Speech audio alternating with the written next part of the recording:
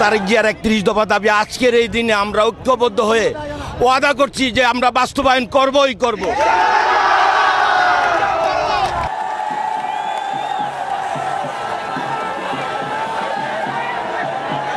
আমাদের মুসলিম উম্মার জন্য ফিলিস্তিনিদের যেই ঘটনা হচ্ছে আমরা সবাই মিলে যদি এটার প্রতিবাদ না করি তাহলে আমরা আর মুসলমানের কাতারে রইলাম না।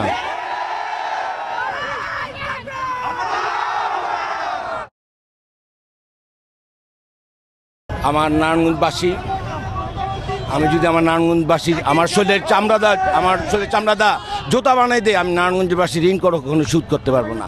আমরা রাজনৈতিকভাবে যে এই ধরনের হ্যাঁ প্রতিপন্ন হয়েছি শেখ হাসিনা গভর্নমেন্টের দ্বারা, আমাদের নেক্সট জেনারেশন এই ধরনের সম্মুখীন যেন না হয়, এই জন্য আমরা সর্বোচ্চ সব ধরনের ভূমিকা রাখবো।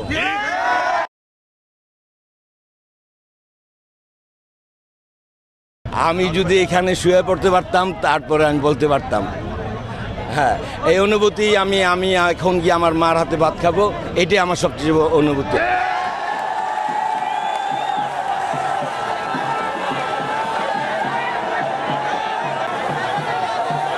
সর্বমূলে এই প্রশাসন, আগামী দিনে এই প্রশাসন থাকবে। আমরা এই প্রশাসনকে সহযোগিতা করে একটি নতুন প্রশাসনের মাধ্যমে মানবতার ভিত্তিতে সব কিছু রক্ষা করব।